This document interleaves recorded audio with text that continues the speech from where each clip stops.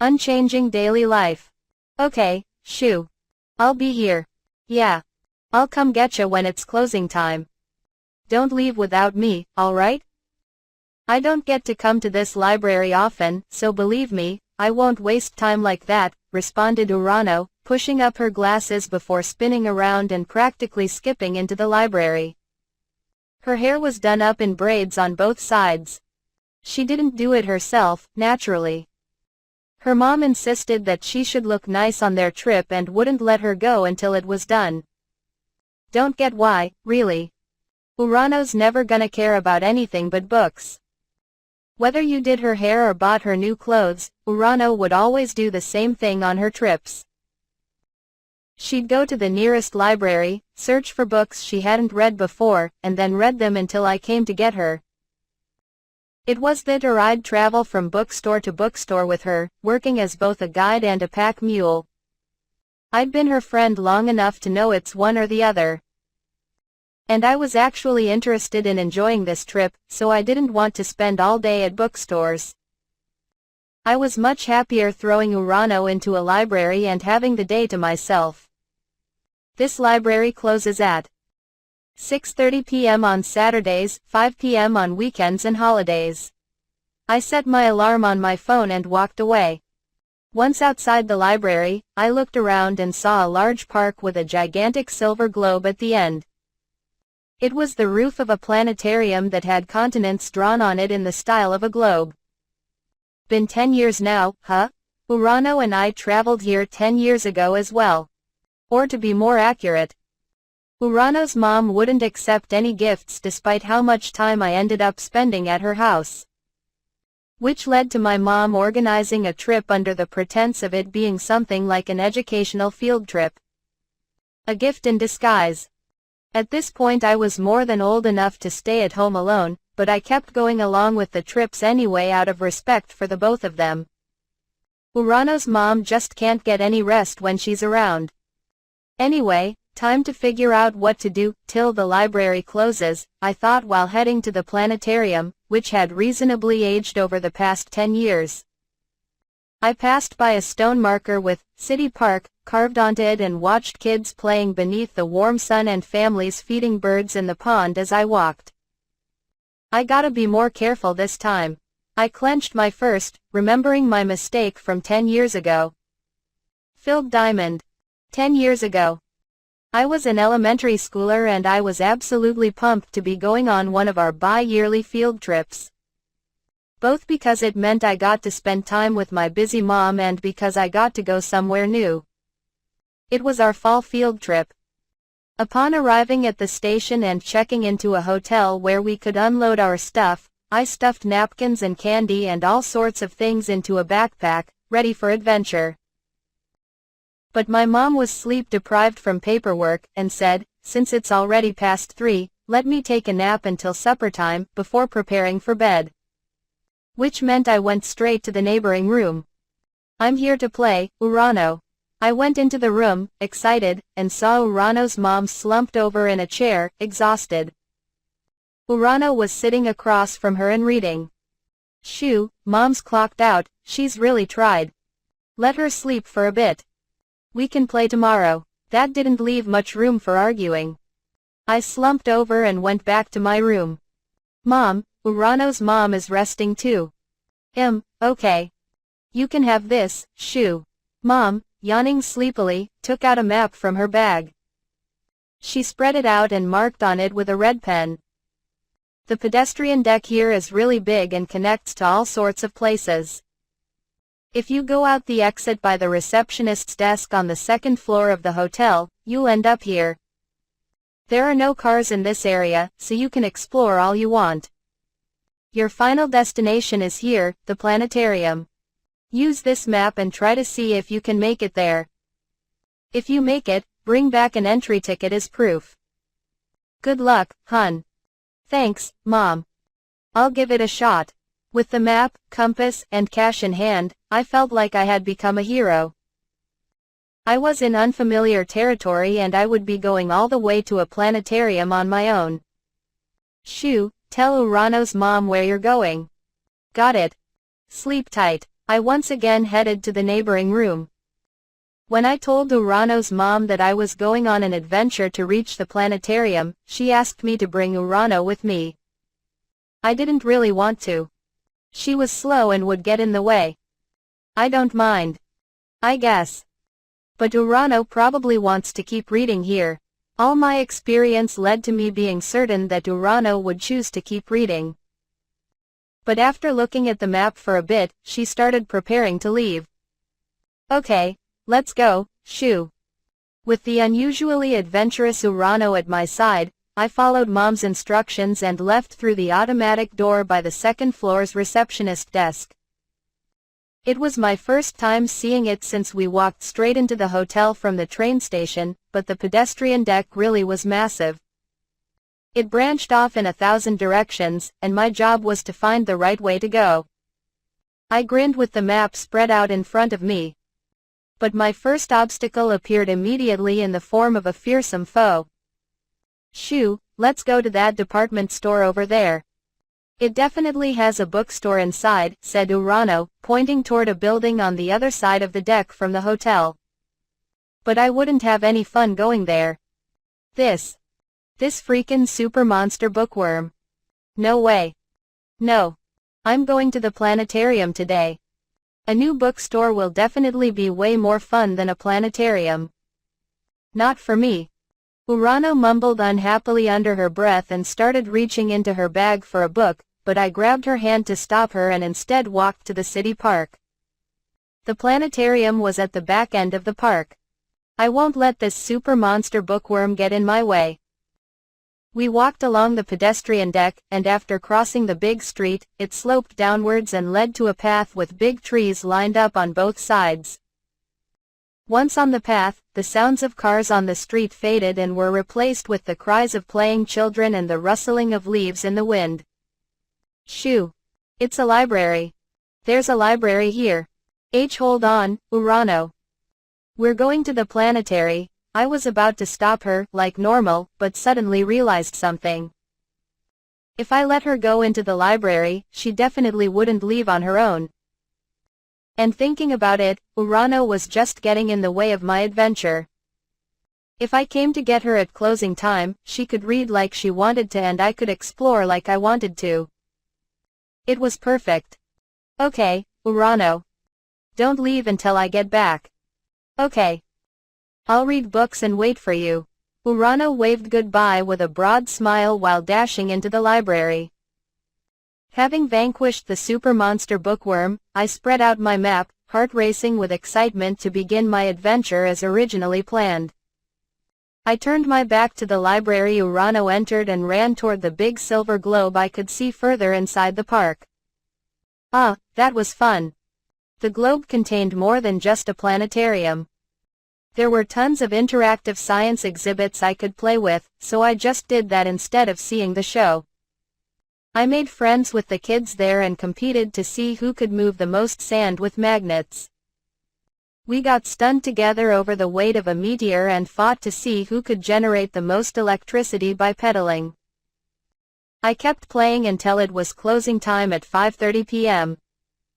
When I left it was already pretty dark, since the sun fell early in autumn, and I felt the temperature drop immediately. It had been warm at noon, but not even a jacket was enough to stop me from feeling chilly. I jogged down the path lit by streetlights to the library with the shadows of swaying trees falling over me. The library's entrance was lit, but it was completely closed. The windows were covered with white curtains, and what I could see of the inside was pitch black. Nobody was there.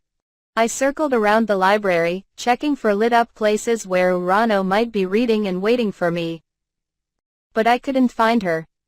She's gotta have gone back to the hotel by now. The hotel was close enough that it was just across the street. It just made more sense to go back to the hotel than to wait around for someone in an unfamiliar place. I ran toward the hotel. Urano? No, she hasn't come back. The moment I went to her room and heard her mom say that, I felt the blood drain from my face. Shoo, weren't you supposed to be with her? Mom glared at me, and I confessed that I had left Urano at the library to go to the planetarium alone. I wanted to go to the planetarium, but the second we went outside Urano just kept talking about going to bookstores and going to the library. She was being selfish. Urano's mom looked up, as if she had realized something. I realized it too. A bookstore? Urano had been interested in going to a bookstore inside the department store. She always got active when it involved books. She definitely decided to go to the bookstore after the library closed. I'm gonna go look for her. Hold on, Shoo. I'll go with you. Mom and I ran to the department store together, checked the map, and headed to the bookstore on the 5th floor. It was a big store, but it was just one of many. It didn't take long for us to search every inch of the place. She's not here. Maybe there's another bookstore? Mom asked a bookstore employee if there were any other bookstores nearby. She said, I have a friend waiting at a bookstore, but I can't figure out which one, while spreading the map. The employee told her about 2 bookstores, both a short distance away from the pedestrian deck. Let's go, Shoo. Mom, I don't think Urano will be at either one of those. Why not? Urano only wanted to come here 'cause she thought for sure a huge department store would have a bookstore. She probably doesn't know about those small bookstores. And I don't think she's proactive enough to ask around for directions to a bookstore and then walk all the way there in a place she's never been before. Urano would jump like an idiot into any bookstore she saw, but she wouldn't walk around in the dark asking strangers for directions to nearby bookstores in a new place. Oh? But didn't you go on a bookstore pilgrimage as 3rd graders on summer vacation? You surprised everyone by biking with Urano all the way to a bookstore miles and miles away, remember? We did that because she used a map and phone book to mark all the bookstores before we left. You didn't tell us we were coming here until today, so it's different.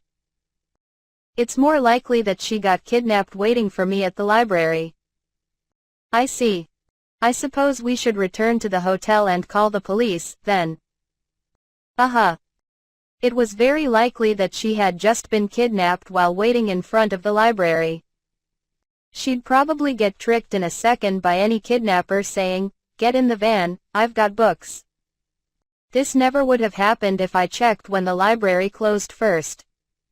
She wasn't there, then? I'll call the police, Urano's mom sighed, her brows furrowed.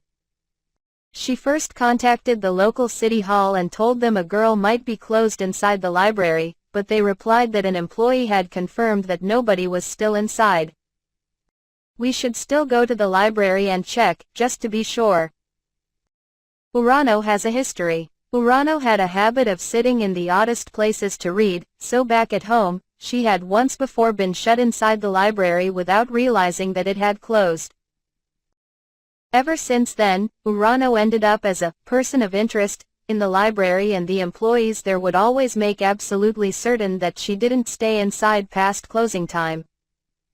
Urano's mom called the police with shaking hands. She told them that Urano hadn't returned, and asked if they could start their search in the library. Although she would keep reading even if the library closed, she definitely would never leave the library on her own. If she's not in the library, she has been kidnapped. She informed them of Urano's past history of being closed in libraries, and at the police's request, the library opened for us immediately. I had called the insides of the library pitch black, but in one corner the large lined-up windows drew in a lot of light from the outside, making the curtains seem kind of bright.